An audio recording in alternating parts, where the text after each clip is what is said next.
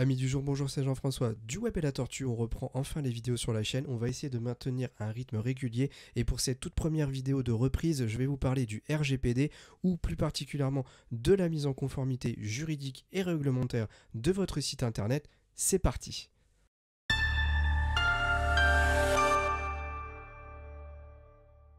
Alors avant de commencer cette vidéo, je tenais à vous préciser notre partenariat avec kitrgpd.fr.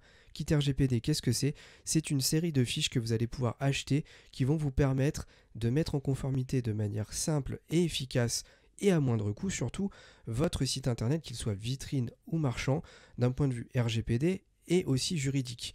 On va vous expliquer tout cela après. Sachez également que le Web et la Tortue peut vous faire bénéficier d'une remise de 10% en utilisant le code LWELT10, je répète LWELT10. En achetant ce kit, vous aurez donc une remise de 10%. Ça se trouve un peu plus bas dans le site internet, comme vous pouvez le voir. Vous cliquez sur continuer et à un moment, on vous demandera de saisir le code. Bien sûr, celui-ci sera rappelé dans la description de cette vidéo. N'hésitez pas à nous poser des questions si vous en avez en commentaire.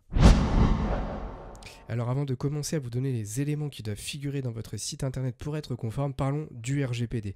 Règlement général sur la protection des données. Ça fait plusieurs années que le règlement a été mis en place et vous devez de plus en plus le voir apparaître notamment peut-être sur les réseaux sociaux, notamment peut-être LinkedIn qui est le réseau le plus professionnel et qui en parle peut-être le plus. Ça vise à protéger les données personnelles, donc ça vous concerne vous quand vous allez en tant que visiteur sur un site internet, toute personne. Et il faut savoir que si vous avez votre site internet, eh bien vous êtes concerné à partir du moment où vous essayez de vendre quelque chose, que vous êtes un professionnel. C'est très simple en fait, les seuls types de sites internet qui ne sont pas concernés par ce règlement sont les sites blogs familiaux. Donc ça peut être des blogs où vous allez vous partager des petites photos, mais c'est des blogs privés. Enfin vous voyez, c'est extrêmement réduit. Tout le reste doit respecter ce règlement. Tout simplement, si vous ne le respectez pas et que vous avez un contrôle, vous risquez une amende. Et il faut savoir qu'il y en a de plus en plus qui se font contrôler et qui se font surtout épingler et qui prennent une amende. Les plus connus en date sont bien sûr Google et Facebook qui ont pris plusieurs millions d'euros d'amende, mais de plus en plus les petites entreprises se font aussi avoir. Donc vous n'êtes pas à l'abri malheureusement hein, justement de vous faire avoir à ce sujet. Donc faites attention, essayez de le respecter. On va tout de suite commencer à parler des éléments juridiques de votre site web. Alors comme vous pouvez le voir, je suis passé sur le côté KitRGPD, notre partenaire pour cette vidéo, où je voulais un petit peu vous montrer quels sont les éléments justement qui doivent être absolument présents sur votre site internet pour qu'il soit conforme. Première chose, la chose basique que vous, je pense, connaissez déjà, ce sont les mentions légales. Alors il faut savoir que les mentions légales, très souvent, on les fait positionner en bas du site internet, puisque c'est malheureusement, on est tous dans ce cas-là, des choses qui n'intéressent pas beaucoup de monde. Et donc très souvent, on préfère les mettre en bas, puisque si vraiment la personne est intéressée, elle va cliquer dessus. Si vous cliquez sur ces éléments, vous pouvez voir ainsi les informations principales de votre site, à savoir éditeur, directeur de publication, responsable rédac. Pour entrer en contact facilement avec l'éditeur du site, il faut que ça soit présent et les coordonnées de votre hébergeur de site internet. Alors, si vous voulez plus d'infos sur les hébergeurs, on fera une vidéo prochainement justement sur le sujet. Donc, je ne viens pas plus en détail que ça. Mais sachez que déjà, ça c'est une des premières choses qu'il va falloir obligatoirement créer. Et si ce n'est pas le cas, vérifier bien entendu que les informations importantes y sont. Alors, je ne vais pas trop dans le détail non plus puisque bien sûr, notre partenaire vend le kit qui en fait vous donnera toutes les informations nécessaires, mais sachez que déjà si votre site ne comporte pas de page mention légale, déjà vous êtes en faute. Ça c'est clair, net et précis. C'est déjà une chose primordiale à mettre en place, c'est de mettre en place, de créer cette page et surtout de commencer à la remplir. Petit conseil que je répéterai plusieurs fois dans cette vidéo, surtout ne trouvez pas des modèles tout prêts, gratuits, parce que les 3/4 d'entre eux ne montrent pas les éléments qui sont réellement obligatoires. Alors encore sur les mentions légales, de par mes contacts avec le kit en fait, RGPD, on sait que les mentions légales globalement sont à peu près propres. Là où vraiment, si vous commencez à copier-coller des choses toutes prêtes, sur votre site, ça va concerner plutôt le deuxième élément, les conditions générales d'utilisation. Où là, effectivement, souvent on trouve des modèles qui sont soit erronés, soit mauvais, ou alors qui ne s'adaptent pas à votre cas de figure. On en parle tout de suite. Donc même chose, les CGU, c'est très souvent en bas du site, parce que c'est des choses qui n'intéressent pas non plus grand monde. Donc je clique dessus, ici j'arrive sur les conditions générales d'utilisation, et là vous allez trouver toute une série de textes. Alors effectivement, vous allez me dire, oui, mais il y a des choses qu'on retrouve dans pratiquement tous les sites internet, effectivement. Mais le problème, c'est qu'en fonction de votre typologie d'activité, il y a des cas particuliers. Et ces cas particuliers, très souvent, ne s'adaptent pas forcément à la personne ou à l'entreprise sur laquelle vous allez copier les CGU.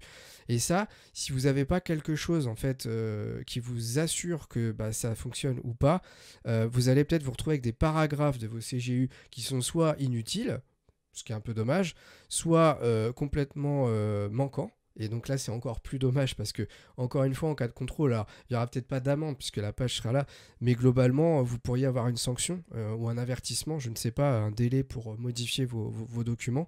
Et donc, c'est fondamental d'avoir vraiment des CGU adaptés.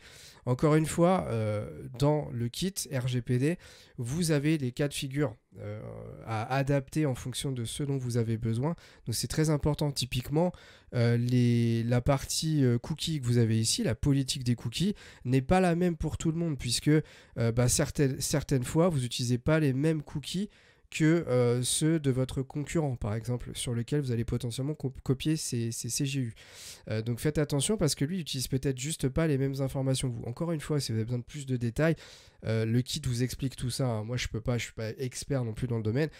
Justement, on est là pour vous montrer les bases, mais après, si vous voulez aller plus loin et vraiment être sûr de ne pas faire d'erreur, on vous invite vraiment à aller voir notre partenaire. Donc, globalement, deuxième chose, pensez que sans conditions générales d'utilisation, vous êtes, entre guillemets, c'est un peu fort comme mot, mais hors la loi, et en cas de contrôle, vous pourriez avoir des sanctions, justement. On passe tout de suite au troisième élément qui doit figurer sur votre site internet. On se retrouve pour le troisième élément, donc cette fois on est sur le formulaire de contact de Kit RGPD, et je voulais vous expliquer que, et là on est directement dans le domaine du RGPD, chaque fois que vous avez un formulaire sur votre site, il faut justifier à quoi vont servir les informations qui vont être envoyées par ce formulaire. C'est pas valable que pour le formulaire de contact. Sachez que dès que vous avez un formulaire, je vais donner un autre exemple tout bête, c'est le formulaire de newsletter. Si quelqu'un doit taper son nom et son prénom ou juste une adresse mail et son nom pour s'abonner à votre newsletter, c'est un formulaire et il faut justifier à un internaute de comment seront traitées les informations qui seront envoyées. Typiquement, s'il n'y a que vous en tant que gérant de l'entreprise que ça va servir, il faudra le mentionner quelque part. Si par exemple ça sert à une entreprise tierce, il faudra aussi le préciser. Et tout ça, il faut que vous puissiez permettre à une personne d'avoir ces informations-là. Et le cas échéant, j'allais dire, mais pas le cas échéant, et en plus rajouter des cases à cocher qui permettent à la personne de faire des choix. Alors je vous montre un petit peu. Vous voyez qu'ici, les champs marqués d'un astérisque, ça c'est classique d'un formulaire. Mais ici, on a un petit lien sur lequel on peut cliquer et on peut arriver sur les conditions générales d'utilisation dont j'ai parlé juste avant pour avoir plus d'informations justement sur la manière dont sont traitées les données et quels sont les droits de la personne vis-à-vis de notamment retirer ces informations. Il faut savoir que vous avez la possibilité de demander, de réclamer auprès de l'éditeur du site sur lequel vous avez envoyé des données à ce qu'elles soient effacées. C'est un droit que vous avez et l'entreprise qui a utilisé votre formulaire, a utilisé vos données plutôt via le formulaire, en fait se doit, en cas de demande, de les effacer. Voilà, c'est une obligation.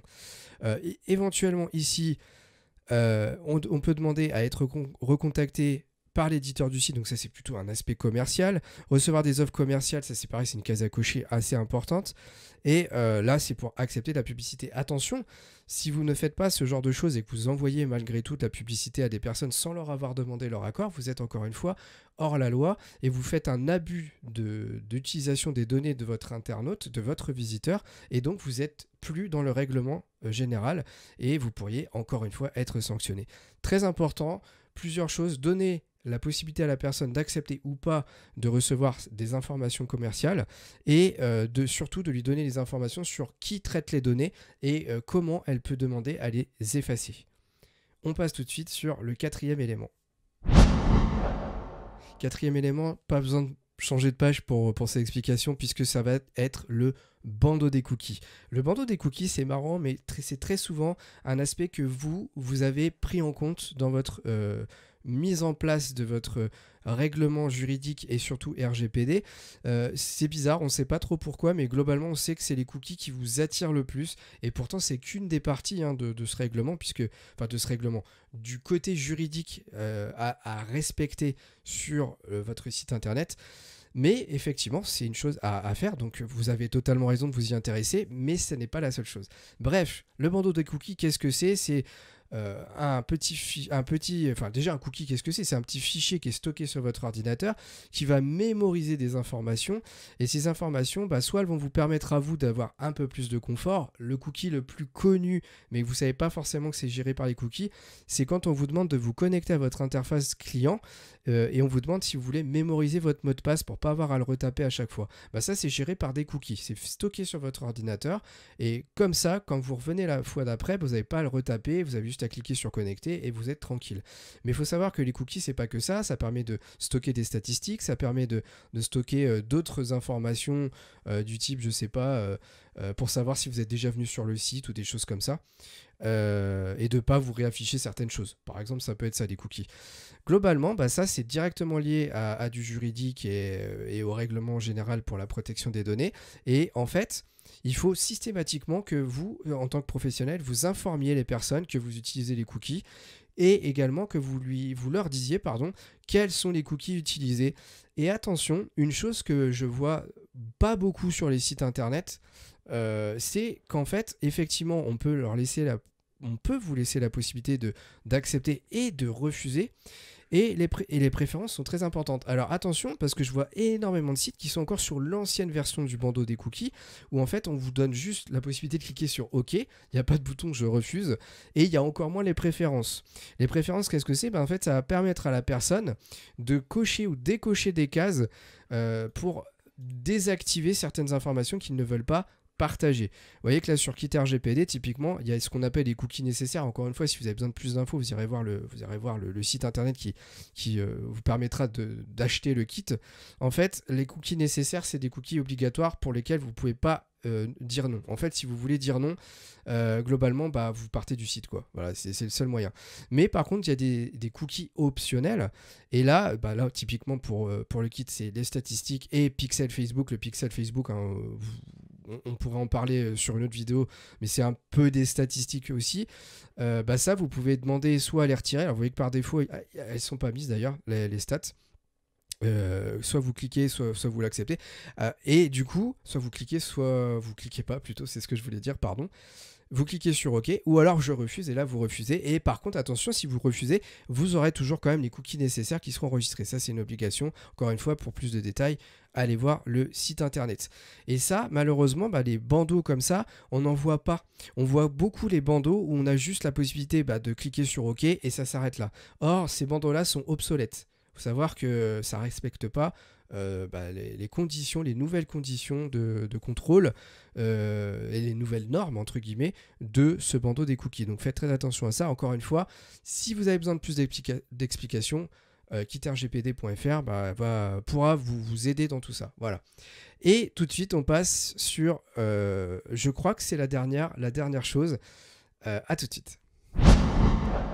Et cette fois-ci, on se retrouve sur les conditions générales de vente. Alors attention, c'est le dernier élément dont je parlerai dans cette vidéo. Il y en a un autre qui est optionnel, mais encore une fois, je vous inviterai à aller voir le kit RGPD pour avoir plus de détails. Mais sachez que là, avec celui que je vous donne là, vous aurez tous les éléments les plus importants. Attention, le kit est beaucoup plus détaillé que cette vidéo, je vous invite vraiment à aller regarder. Et surtout, si vous arrêtez aux seules informations que je vous donne dans cette vidéo, vous n'aurez pas tout ce qu'il faut pour bien vous mettre en conformité. Conditions générales de vente, c'est une option. Une option dans quel cas? Tout simplement dans le cas où vous ne vendez pas directement de produits sur votre site internet. Dans le cas où en fait votre site n'est pas un site e-commerce, vous n'avez pas besoin de mettre des conditions générales de vente dessus. Il faut les mettre à partir du moment où vous vendez quelque chose. Kit RGPD vend son kit, donc c'est logique qu'il y ait des conditions générales de vente. À partir du moment où vous avez une sorte de site e-commerce, il faut des conditions générales de vente. Et donc ça, c'est primordial de les mettre en place. Encore une fois, attention, je tire la sonnette d'alarme. En fait, les conditions générales de vente, n'allez surtout pas les copier-coller ailleurs.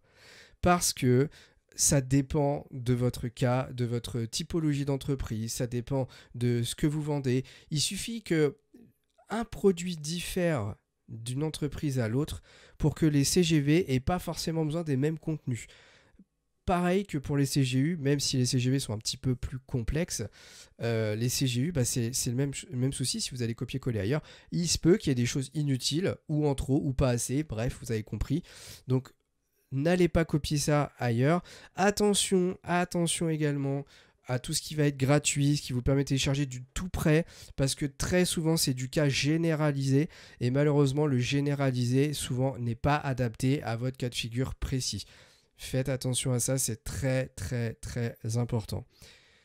Je vous ai donné tous les détails importants pour vous mettre en conformité ou en tout cas faire en sorte que tous les éléments clés soient dessus. Maintenant, j'insiste bien, si vous avez envie de vous mettre globalement bien en conformité, il vous faut absolument quelque chose comme le kit RGPD parce que sinon, en fait, vous allez peut-être pas mettre les bons paragraphes, des choses comme ça. Et là, j'ai pas été suffisamment dans le détail pour tout vous expliquer. Bref, vous m'avez compris. Je ne vais pas vous faire un dessin, je pense que vous savez maintenant quels sont les éléments clés, mais maintenant il faut savoir ce qu'il faut mettre dedans précisément. Bref, n'oubliez pas que le Web et la Tortue a un partenariat avec Kit RGPD. On vous permet d'obtenir 10% de remise avec le code LWELT10. Le Web et la Tortue, c'est les abréviations en fait, chaque première lettre 10, tout attaché, et vous aurez une remise de 10% sur le Kit RGPD. Le lien sera dans la description de toute façon pour vous envoyer sur le site. N'oubliez pas, si cette vidéo vous a plu, de mettre un pouce bleu, de vous abonner et de mettre des commentaires, bien entendu, si vous avez des questions. Merci d'avoir regardé la vidéo et on se retrouve pour une nouvelle vidéo du Web et la Tortue prochainement. Salut!